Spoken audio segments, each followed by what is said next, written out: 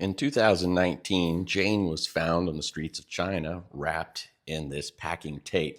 Humans can be unbelievably cruel at times. While the people who found her and the doctors who cared for her, and ultimately the wonderful people who adopted her and brought her back to America, all having great intentions, did not predict and could not prepare for how this experience would root into her associations and physical memories of being touched by humans. Realistic or not, Jane's perception was to never allow another human being to harm her in that way again. As the years pass by, Jane's behavior escalates.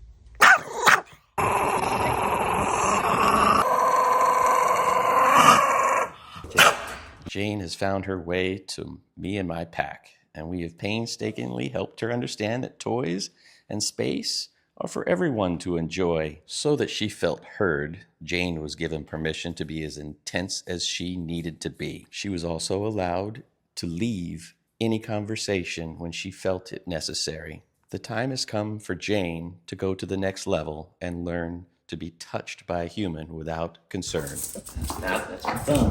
That's my thumb.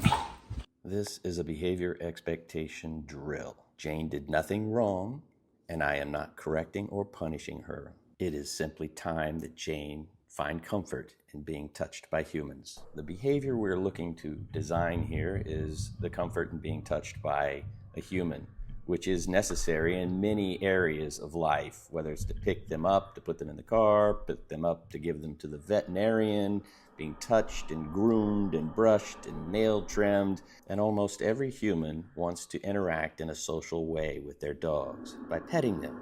That is the behavior. The expectation is the most critical part of all. And that is what the dog can expect from me while interacting and guiding them through any experience. Over the last year, Jane has learned exactly how I will conduct myself at any given time in any conversation. She can count on my patience. She can count on my understanding. She can count on it always being the same, on common ground, open-minded, and cooperative. The drill is simple: repetition. Repetition is a cornerstone of both failure and success. It all depends on practice, and that practice becomes what's permanent. Every single thing I do in this video has a purpose or a reason, and I am aware of every moment. Please follow me on this journey as I show you how I communicate through pressure.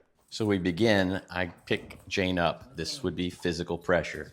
She received it through her associated physical memory of what happened in the past. That is not the part of Jane I want to communicate with, so I wait.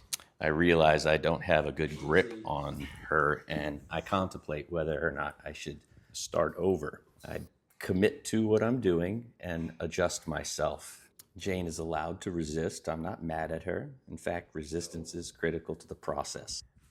I am not shaking Jane. I am testing her rigidity and flexibility levels. She's not quite there yet, so let's give her some things to focus on. In order to remove the tension from her muscles, I've got to get past the opposition reflex. I won't go into detail on opposition reflex here, but the goal is to get past the reflex into the tension of the muscles. It is not my goal to hold Jane until she surrenders. It is my goal to find a common ground that we can communicate and find a level of cooperation on, so she has a part in this pressure exchange. We are working together.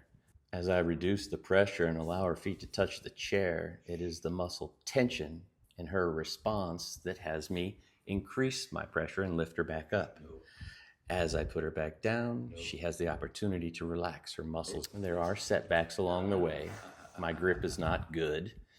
And so, not to cause any pain, I'll use my forearm to brace it along her spine. This gives more stability and another opportunity for her to engage in the process.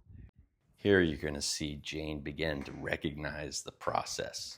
I'm setting a baseline for the communication.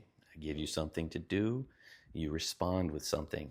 The more relaxation she allows herself, the less pressure involved. We've made it past the sensitivity of her paws, And we're working on the tension in her thighs.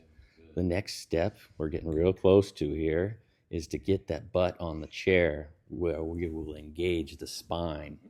And as each link in her spine unwinds, you can see her mind starting to get, wow, I have a say in this. And she can see that we're working together. And so I can now reduce more pressure and release one of my hands.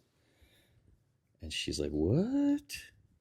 It's quite a relief for Jane now.